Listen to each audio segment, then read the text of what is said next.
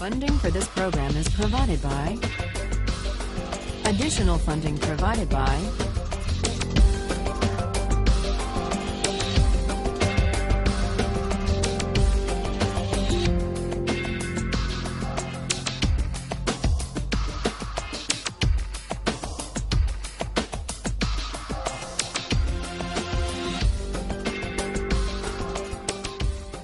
We ended last time talking about the narrative conception of the self. We were testing the narrative conception of the self and the idea of obligations of solidarity or membership that did not flow from consent, that claimed us for reasons unrelated to a contract or an agreement or a choice we may have made.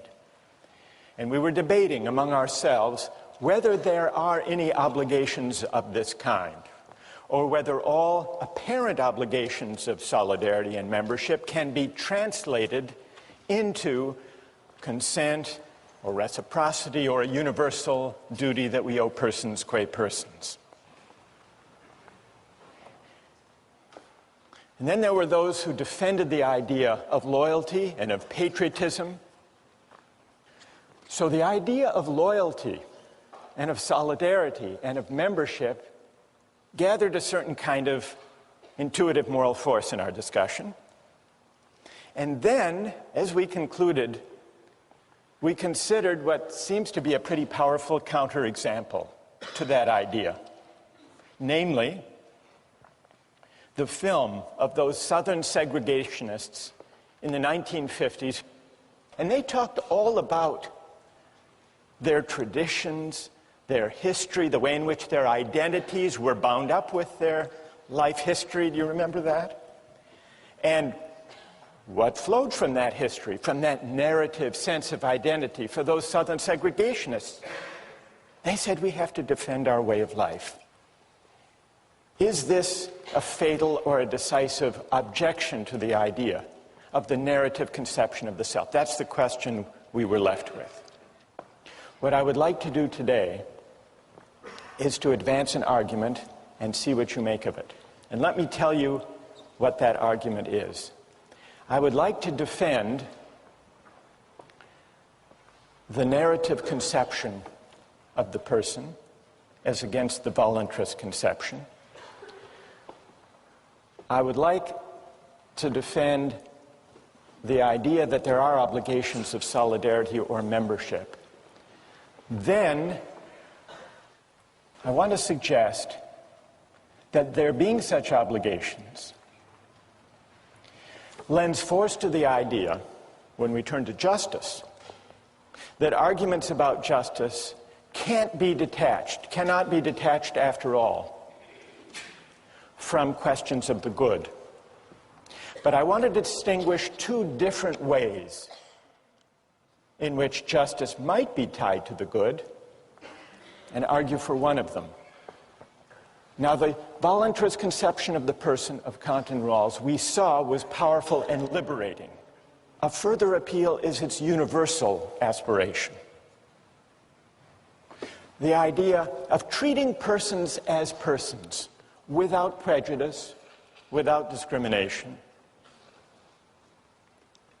And I think that's what led some among us to argue that, okay, maybe there are obligations of membership, but they are always subordinate. They must always be subordinate to the duties that we have to human beings as such, the universal duties. But is that right? If our encompassing loyalties should always take precedence over more particular ones, then the distinction between friends and strangers should ideally be overcome. Our special concern for the welfare of friends would be a kind of prejudice, a measure of our distance from universal human concern. But if you look closely at that idea, what kind of a moral universe, what kind of moral imagination would that lead you to? The Enlightenment philosopher Montesquieu gives perhaps the most powerful and I think ultimately the most honest account of where this relentless universalizing tendency leads the moral imagination. Here's how Montesquieu put it. He said, "A truly virtuous man would come to the aid of the most distant stranger as quickly as to his own friend." And then he adds, listen to this, "If men were perfectly virtuous, they wouldn't have friends." But it's difficult to imagine a world in which persons were so virtuous that they had no friends, only a universal disposition to friendliness. The problem isn't simply that such a world would be difficult to bring about, that it's unrealistic. The deeper problem is that such a world would be difficult to recognize as a human world. The love of humanity is a noble sentiment, but most of the time, we live our lives by smaller solidarities. This may reflect certain limits to the bounds of moral sympathy, but more important, it reflects the fact that we learn to love humanity, not in general, but through its particular expressions. So, these are some considerations. They're not knockdown arguments, but moral philosophy can't offer knockdown arguments, but considerations of the kinds that we've been discussing and arguing about all along. Well, suppose that's right. One way of assessing whether this picture of the person and of obligation is right is to see what are its consequences for justice. And here's where it confronts a serious problem. And here we go back to our Southern segregationists. They felt the weight of history. Do we admire their character, these segregationists who wanted to preserve their way of life? Are we committed to saying, if we accept the idea of solidarity and membership, are we committed to saying that justice is tied to the good in the sense that justice means whatever a particular community or tradition says it means, including those Southern segregationists? Here it's important to distinguish two different ways in which justice can be tied to the good. One is a relativist way. That's the way that says, to think about rights, to think about justice, look to the values that happen to prevail in any given community at any given time. Don't judge them by some outside standard, but instead conceive justice as a matter of being faithful to the shared understandings of a particular tradition. But there's a problem with this way of tying justice to the good. The problem is that it makes justice wholly conventional, a product of circumstance. And this deprives justice of its critical character. But there is a second way in which justice can be tied with or bound up with the good. On this second, non-relativist way of linking justice with conceptions of the good, principles of justice depend for their justification not on the values that happen to prevail at any given moment in a certain place, but instead on the moral worth or the intrinsic good of the ends rights serve. On this non-relativist view, the case for recognizing a right depends on showing that it honors or advances some important human good. This second way of tying justice to the good is not, strictly speaking, communitarian, if by communitarian you mean just giving over to a particular community the definition of justice. Now, what I would like to suggest that of these two different ways of linking justice to the good, the first is insufficient, because the first leaves justice the creature of convention. It doesn't give us enough moral resources to respond to those Southern segregationists who invoke their way of life, their traditions, their way of doing things.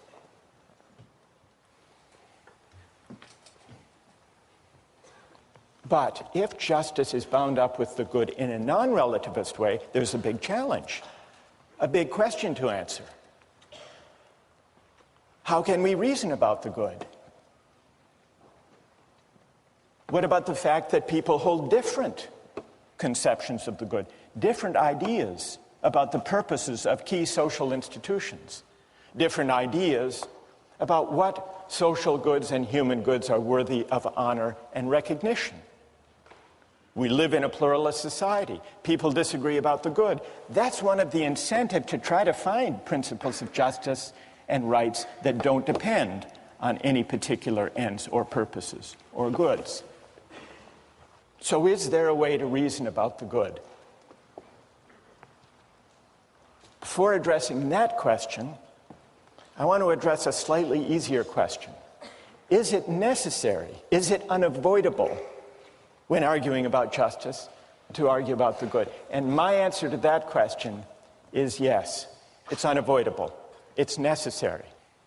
So for the remainder of today, I want to try to advance that claim that reasoning about the good, about purposes and ends, is an unavoidable feature of arguing about justice. It's necessary. Let me see if I can establish that. And for that, I'd like for us to begin a discussion of same-sex marriage. Now, same-sex marriage draws on, implicates deeply contested and controversial ideas, morally and religiously. And so there's a powerful incentive to embrace a conception of justice or of rights that doesn't require the society as a whole to pass judgment one way or another on those hotly contested moral and religious questions about the moral permissibility of homosexuality, about the proper ends of marriage as a social institution. So clearly, if there's an incentive to resolve this question, to define people's rights in a way that doesn't require the society as a whole to sort out those moral and religious disputes, that would be very attractive. So what I would like to do now is to see, using the same-sex marriage case, whether it's possible to detach one's views about the moral permissibility of homosexuality and about the purpose, the end of marriage, to detach those questions from the question of whether the state should recognize same-sex marriage or not. So let's begin. I would like to begin by hearing the arguments of those who believe that there should be no same-sex marriage, but that the state should only recognize marriage between a man and a woman.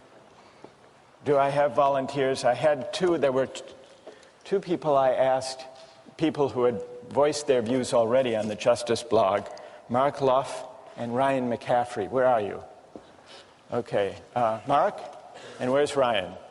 All right, let's go first to Mark. I have sort of a teleological understanding of the purpose of sex and the purpose of marriage.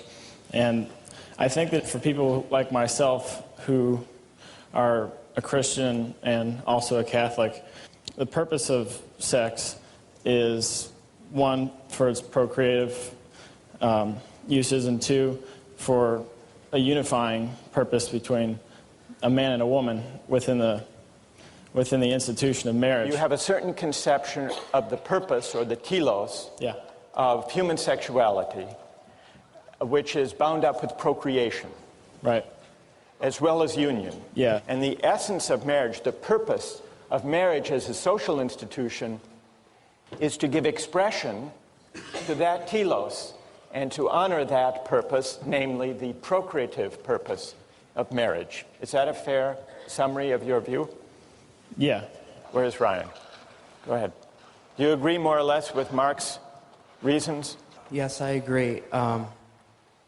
I think that the ideal of marriage involves procreation, and it's fine that homosexuals would go off and cohabitate with each other, but the government doesn't have a responsibility to encourage that. All right, so the government should not encourage homosexual behavior by conferring the recognition of marriage?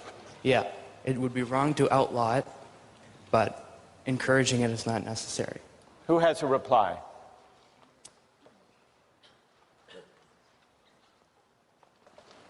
Yes. Hannah? I'd just like to ask a question to Mark. Let's say you got married to a woman, you did not have sex with her before marriage, and then when you became married, it became evident that you were an infertile couple. Do you think that it should be illegal for you to engage in sex if children will not result from that act? Yeah, I think that it is moral, and that's why I gave the twofold purpose. So like a woman, say, I think older couples can get married, a woman who's beyond, who's already had menopause, and who can't have a child, because I think that sex has it has purposes beyond procreation. I hate to be uncouth, but have you ever engaged in masturbation? All right. Yeah. You don't have to answer that. You can. Well, yeah, I think all right. Just a minute. No. Why? Make your. I'd like to respond to that. No, I think. Wait.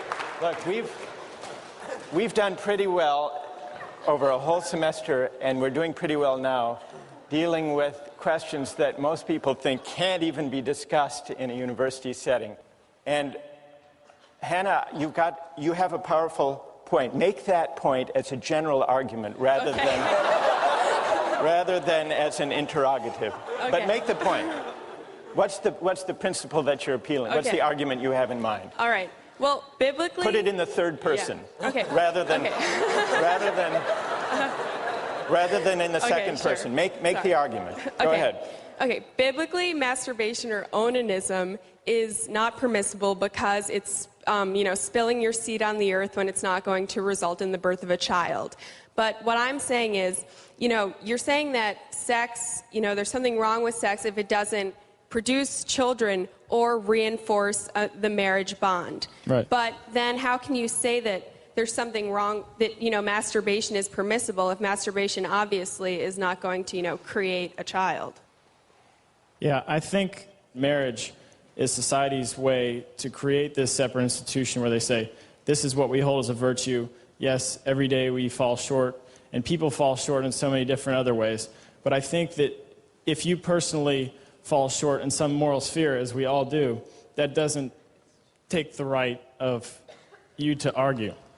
All right. I want you to stay there. I want to bring in some other voices, and we'll continue. Stay there if you would. Go ahead. I think that the response to the masturbation... Wait, tell us your name. My name's Steve. Steve, go All ahead. right. The response to the masturbation issue is it's not something that's permissible. I don't think anyone will argue that homosexual sex is impermissible. It's just that society has no place in letting you marry yourself if masturbation is something that you do. Well, all right, Hannah. All right, Steve has drawn... All right, that's a good argument. Steve has drawn our attention to the fact that there are two issues here. One of them is the moral permissibility of various practices. The other is the fit between certain practices, whatever their moral permissibility, with the honor or recognition that the state should accord in allowing marriage. So Steve has a pretty good counter-argument. What do you say to Steve? Well, I think that it's clear that human sexuality is something that is, inherent in, I believe, most people. And it's not something you can avoid. And masturbation, yeah, you can't marry yourself, but I don't think that takes away from the fact that, homosexuals are people too. And I can't understand why they wouldn't be able to marry each other. If you want to marry yourself, I don't know if you can legally do that. That's fine, but I don't Wait. Now, here we're deciding, we're deliberating as if legislators, what the law should be. Mm-hmm. Okay. So you said, Steve, that's fine. Does that mean as a legislator you would vote for a law of marriage that would be so broad that it would let people marry themselves? Well, that's really beyond the pale of, anything that would really happen, but I don't think But that... in principle. Yeah, in principle? Yes? Yeah, sure. I mean, if Steve wants to marry himself, I'm not going to stop him. I think And that you would there's- confer state recognition on that solo marriage. Sure. And while we're at it, what about consensual polygamous marriages? I actually think that if the male and the female are, like, if the wives and the man and the husband, or the husbands and the wife are consenting, it should be permissible. Who else? I know there are a lot of people who... Yes, okay, down here. Stand up and tell us your name. Victoria. Victoria. So we're talking about the theological reasoning here for marriage, but I think the problem is that we're talking about it within the Catholic viewpoint, whereas the theological and the point to marriage for another religion or someone who's an atheist could be completely different. And the government doesn't have a right to impose the theological reasoning for Catholicism on everyone in the state, which is what my problem is with not allowing same-sex marriage. Because, I mean, your beliefs are your beliefs, and that's fine. But civil union is not marriage within the Catholic Church. And the state has a right to recognize a civil union between whoever it wants, but it does not have a right to impose the beliefs of a certain minority or majority or whoever it is based on a religion within our state. All right, Victoria, good. A question. Do you think the state should recognize same-sex marriage or just same-sex civil unions as something short of marriage? Well, I think that the state doesn't have a right to recognize it as marriage within a church because that is not their place.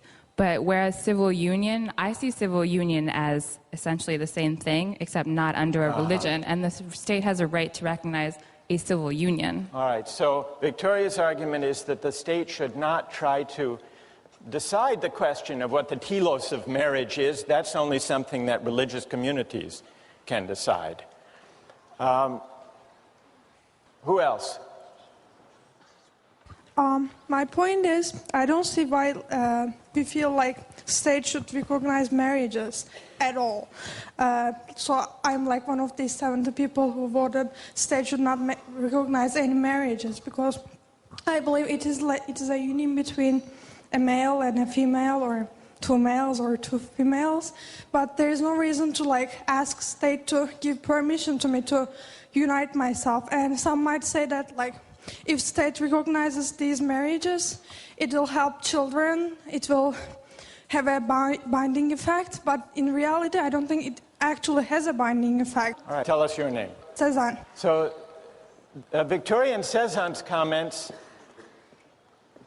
differ from earlier parts of the conversation. They say the state shouldn't be in the business of honoring or recognizing or affirming any particular telos or purpose of marriage or of human sexuality. And Cezanne is among those who says, therefore, maybe the state should get out of the business of recognizing marriage at all. Here's the question.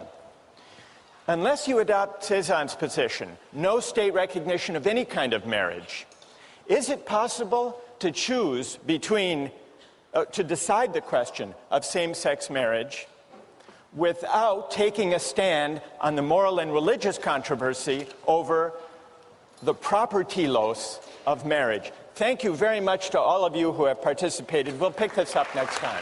You did a great job.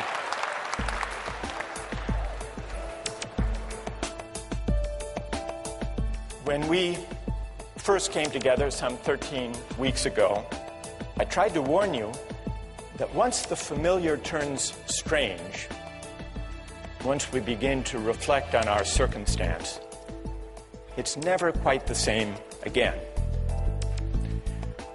I hope you have by now experienced at least a little of this unease, because this is the tension that animates critical reflection and political improvement, and maybe even the moral life as well. We have two remaining questions to answer. First, is it necessary, is it unavoidable to take up questions of the good life in thinking about justice? Yes. And is it possible to reason about justice? Yes, I think so. Let me try to develop those answers to those two questions. Now, as a way of addressing those questions, we began last time to discuss the question of same-sex marriage.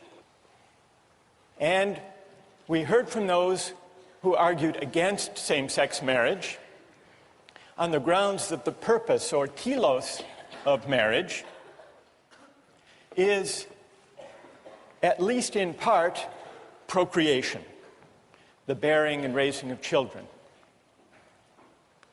And then there were those who defended same-sex marriage, and they contested that account of the purpose or telos of marriage, arguing, we don't require, as a condition of heterosexual marriage, that couples be able or willing to procreate.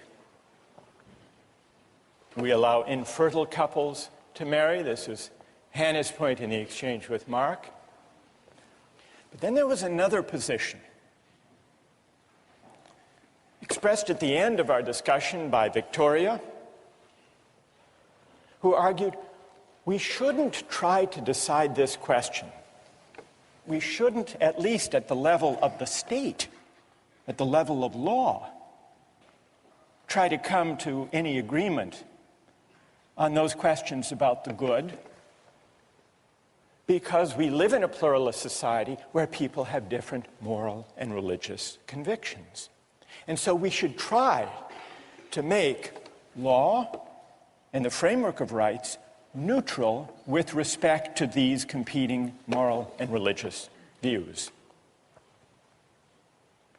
Now, it's interesting that others, some others, who favor the idea of neutrality,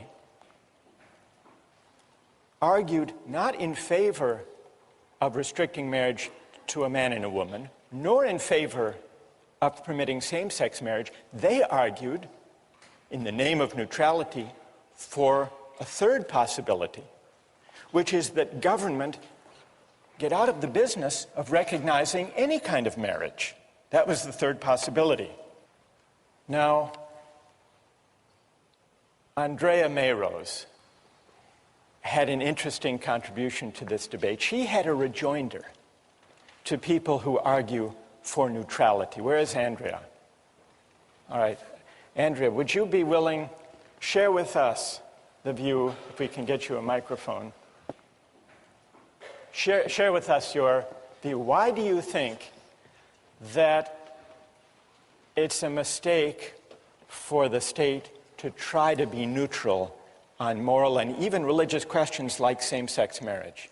I don't know that it is possible, because people's lives are completely embedded in how they view the world, and maybe I just agree with Aristotle that the role of the government is helping people live in a sort of, like, having a collective understanding of what is wrong and what is right. Is it possible, and one could ask the same question of abortion that we've been asking of same-sex marriage, do you think it's possible to decide whether abortion should be permitted or prohibited without taking a stand or making a judgment about the moral permissibility of abortion? No, I don't think it is, and I think that's why it's such a controversy, because people are so deeply committed to, like, their fundamental beliefs about whether a fetus is a life or if it isn't. So if I believe that a fetus is a living being and has rights and has, like, fundamentally the right to live, then it's very hard for me to say, but I can put that aside and let you do what you want, because that's like me saying, well, despite my beliefs, I'm going to let you commit what to me is murder. So, and I mean, that's just all right, one. And the analogy in the same-sex marriage case is, you said you're a defender of same-sex marriage. Yes. But you only came to that view once you were persuaded on the underlying moral question. Right. Well, I think particularly in the U.S., so many people's beliefs are driven by their religious beliefs. And like Mark the other day, I'm Christian, I'm Catholic, And I had to decide for myself, like on a lot of thought, a lot of prayer, a lot of conversations with other people, that I disagreed with the Catholic standpoint that homosexuality itself isn't a sin. And once I came to that sort of conclusion in my personal relationship with God, like, I mean, that sounds hokey, right? That's like, oh, religious. But a lot of people are religious, and that's where they draw their beliefs and their views from. That's when I could say, yeah, I'm down with the state saying, go same-sex marriage, because I'm okay with that. And Right. I think that's morally okay. Good, thank you. Now, who would like to reply, if you can perhaps hang on there for a moment, who would like to reply to Andrea's idea that in order to decide the question of same-sex marriage, it's necessary to sort out the question about the moral status of homosexuality and figuring out the purpose, the telos, the proper end of marriage. Who disagrees with Andrea on that point? Yes. Well, I think you absolutely can separate your moral opinion and what you think the law should be. For example, I think abortion is unequivocally morally wrong, but I do not believe that illegalizing abortion makes it go away. I don't believe illegalizing abortion stops it, and therefore I am pro-choice, and I do believe the woman should have the choice, as it gives them more safety, just as maybe morally I don't want to get married to a man, but I'm not going to try to, impede someone else's freedom to do what they wish to do in terms of the law. Andrea? Whether the law makes something legal or illegal it's implicitly approving or disapproving something. So if you say, like, by making abortion legal, we're saying it's okay. As a society, collectively, we're saying it's okay with us in our society to abort a fetus. If we make it legal, if we make it illegal, then we're saying collectively as a society, it's not okay. And that's why societies have different beliefs. Tell us your name before. My name is Daniel. Daniel, what do you say? Are we saying collectively that it's okay? Or are we saying that collectively we don't want women who are going to have an abortion anyway to go to clinics in the side alleys and have it, unsafe conditions? All right, bring it to the same-sex marriage case. Why don't you have to decide that which position you're in favor of same-sex marriage, Daniel, being legally permitted? I think it absolutely should be legally permitted because it's not something telling me that I need to marry a man.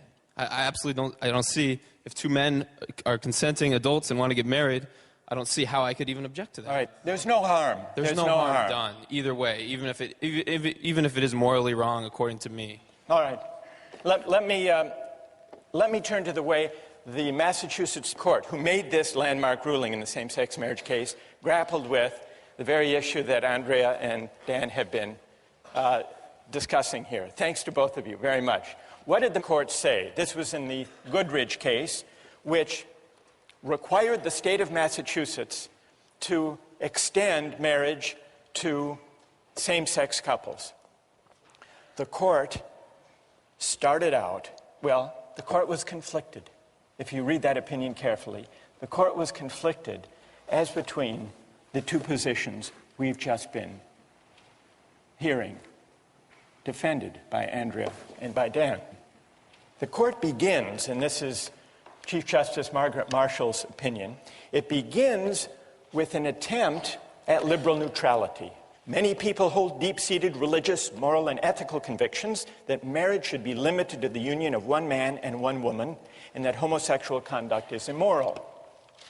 Many hold equally strong religious, moral, and ethical convictions that same-sex couples are entitled to be married, that homosexual persons should be treated no differently than their heterosexual neighbors. This is the court. Neither view answers the question before us. What is at stake is, quote, respect for individual autonomy and equality under law. At stake is an individual freely choosing the person with whom to share an exclusive commitment. In other words, at issue is not the moral worth of the choice, but the right of the individual to make it. So, this is the liberal neutral strand in the court opinion. Voluntary strand, the one that emphasizes autonomy, choice, consent. But the court seemed to realize that the liberal case, the neutral case, for recognizing same-sex marriage doesn't succeed, doesn't get you all the way to that position. Because if it were only a matter of respect for individual autonomy, if government were truly neutral on the moral worth of voluntary intimate relationships, then it should adopt a different policy, which is to remove government and the state altogether from according recognition to certain associations, certain kinds of unions, rather than others. If government really must be neutral, then the consistent position is what we here have been describing as the third position, the one defended in the article by Michael Kinsley, who argues for the abolition of marriage, at least as a state function. Perhaps a better term for this is the disestablishment of religion. This is Kinsley's proposal. He points out that the reason for the opposition to same-sex marriage is that it would go beyond neutral toleration and give same-sex marriage a government stamp of approval. That's at the heart of the dispute. In Aristotle's terms, at issue here is the proper distribution of offices and honors, a matter of social recognition. Same-sex marriage can't be justified on the basis of liberal neutrality or non-discrimination or autonomy rights alone, because the question at stake in the public debate is whether same-sex unions have moral worth, whether they're worthy of honor and recognition, and whether they fit the purpose of the social institution of marriage. So, Kinsley says, you want to be neutral? Then let churches and other religious institutions offer marriage ceremonies. Let department stores and casinos get into the act if they want to. This is Kinsley. Let couples celebrate their union in any way they choose and consider themselves married whenever they want.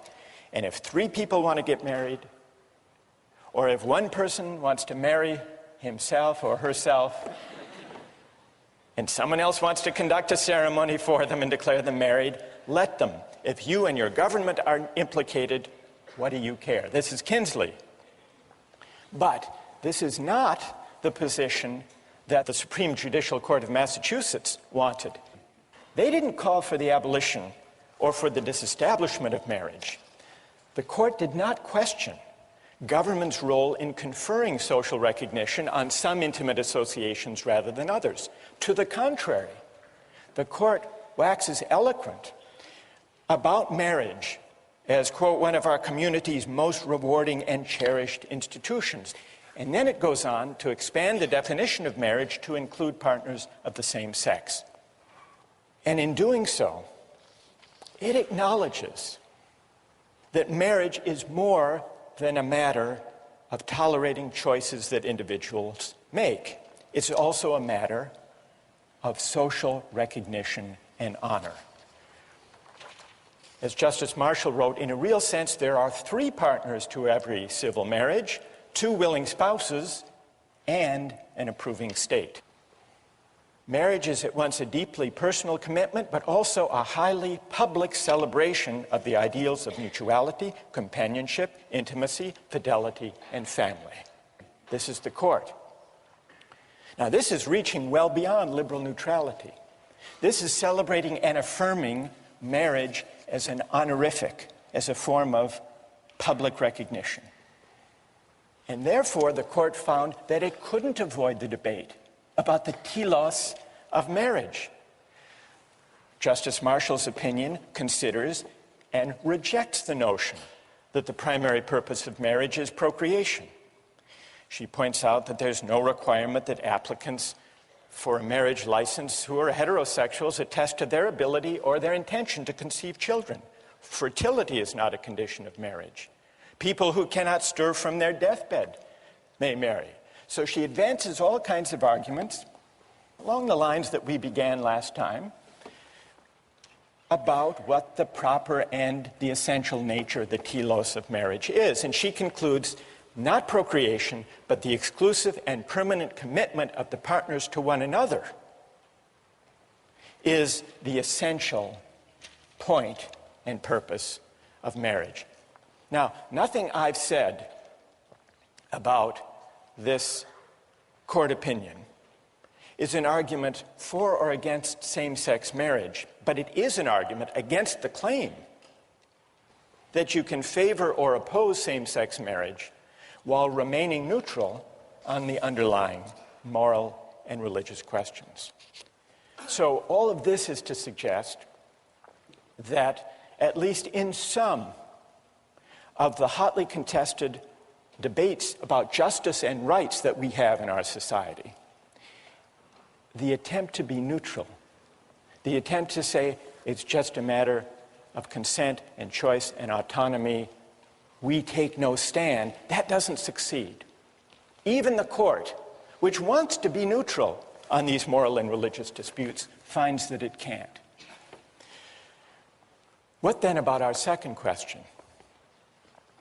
If reasoning about the good is unavoidable in debates about justice and rights, is it possible? If reasoning about the good means that you must have a single principle or rule or maxim or criterion for the good life that you simply plug in every time you have a disagreement about morality, then the answer is no. But having a single principle or rule is not the only way, not the best way of reasoning either about the good life or about justice. Think back to the arguments that we've been having here about justice and about rights, and sometimes about the good life. How have those arguments proceeded? They've proceeded very much in the way that Aristotle suggests, moving back and forth between our judgments about particulars, particular cases, events, stories, questions, back and forth between our judgments about particular cases and more general principles that make sense of our reasons for the positions we take on the particular cases. This dialectical way of doing moral reasoning goes back to the ancients, to Plato and Aristotle, but it doesn't stop with them, because there is a version of Socratic or dialectical moral reasoning that is defended with great clarity and force by John Rawls in giving an account of his method of justifying a theory of justice. You remember, it's not only the veil of ignorance and the principles that Rawls argues for. It's also a method of moral reasoning, reasoning about justice, that he calls reflective equilibrium. What is the method of reflective equilibrium? It's moving back and forth between our considered judgments about particular cases and the general principles we would articulate to make sense of those judgments. And not just stopping there, because we might be wrong in our initial intuitions. Not stopping there, but then sometimes revising our particular judgments in the light of the principles once we work them out. So sometimes we revise the principles, sometimes we revise our judgments and intuitions in the particular cases. The general point is this, and here I quote Rawls: a conception of justice can't be deduced from self-evident premises. Its justification is a matter of the mutual support of many considerations, of everything fitting together into one coherent view. And later in A Theory of Justice, he writes, moral philosophy is Socratic. We may want to change our present considered judgments once their regulative principles are brought to light. Well, if Rawls accepts that idea and advances that notion of reflective equilibrium, the question we're left with is, he applies that to questions of justice, not to questions of morality and the good life. And that's why he remains committed to the priority of the right over the good. He thinks the method of reflective equilibrium can generate shared judgments about justice and the right, but he doesn't think they can generate shared judgments about the good life, about what he calls comprehensive moral and religious questions. And the reason he thinks that is that he says that in modern societies, there is a fact of reasonable pluralism about the good. Even conscientious people who reason well will find that they disagree about questions of the good life, about morality and religion. And Rawls is likely right about that. He's not talking about the fact of disagreement in pluralist societies. He's also suggesting that there may be persisting disagreements about the good life and about moral and religious questions. But if that's true, then is he warranted in his further claim that the same can't be said about justice? Isn't it also true, not only that we as a matter of fact disagree about justice in pluralist societies, but that at least some of those disagreements are reasonable disagreements in the same way?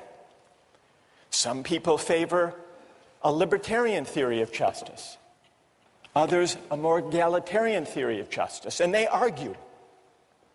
And there is pluralism in our society as between free market, laissez-faire, libertarian theories of justice and more egalitarian ones. Is there any difference in principle between the kind of moral reasoning and the kind of disagreements that arise when we debate about justice and the meaning of free speech and the nature of religious liberty?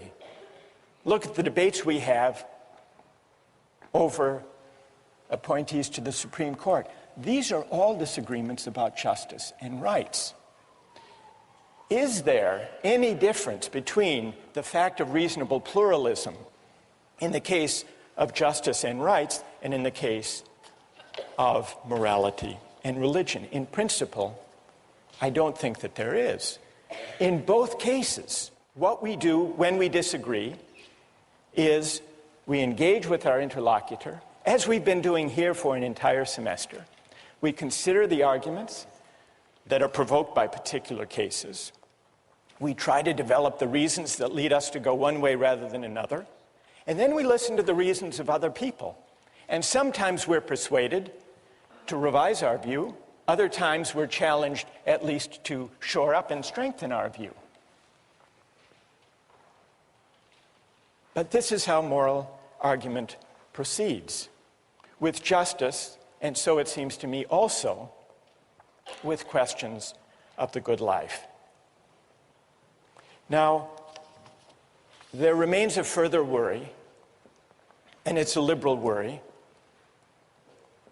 What about if we're going to think of our disagreements about morality and religion as bound up with our disagreements about justice? How are we ever going to find our way to a society that accords respect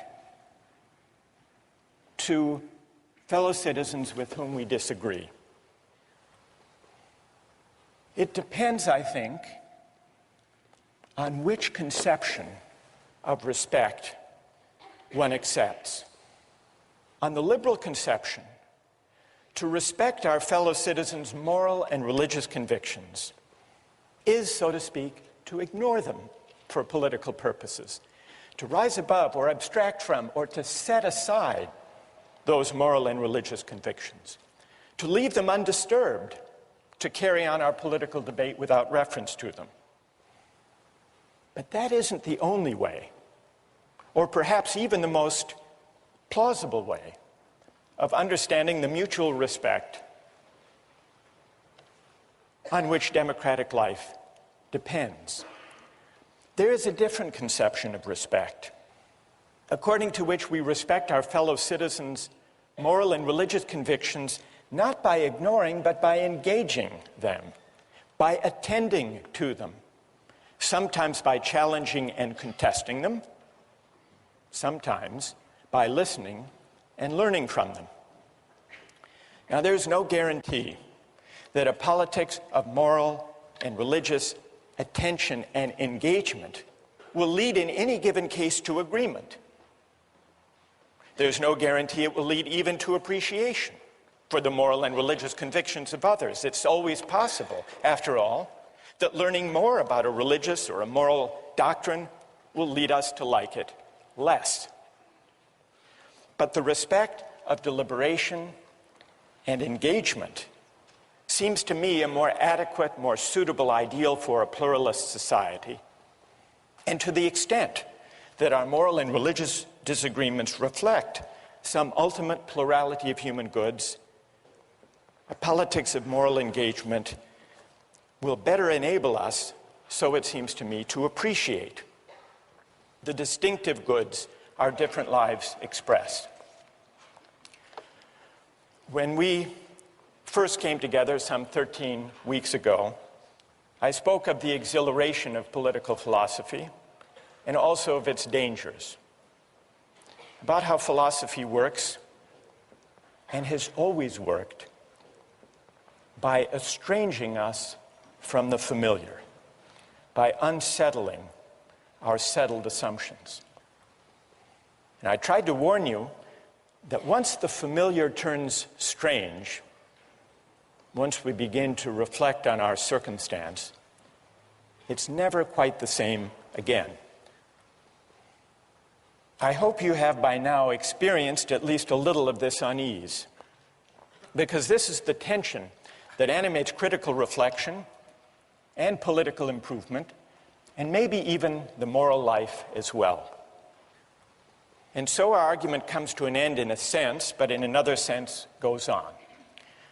Why, we asked at the outset, why do these arguments keep going, even if they raise questions that are impossible ever finally to resolve? The reason is that we live some answer to these questions all the time. In our public life and in our personal lives, philosophy is inescapable, even if it sometimes seems impossible. We began with the thought of Kant, that skepticism is a resting place for human reason, where it can reflect upon its dogmatic wanderings, but it is no dwelling place for permanent settlement.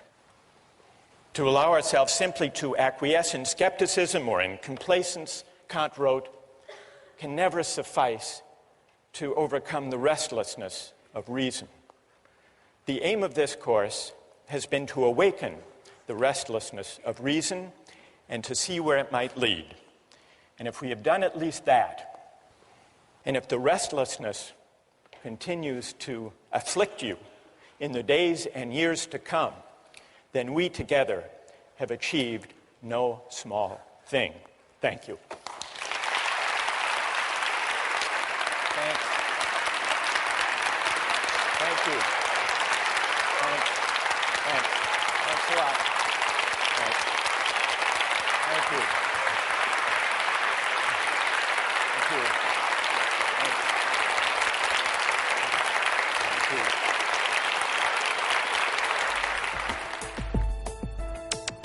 Don't miss the chance to interact online with other viewers of Justice.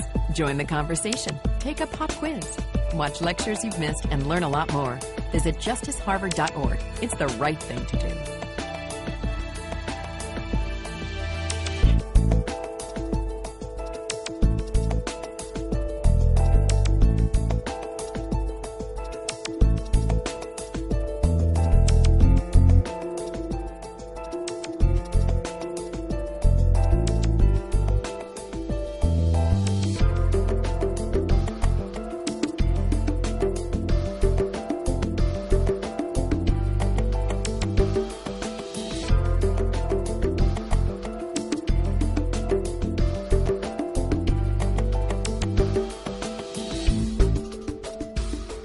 Funding for this program is provided by... Additional funding provided by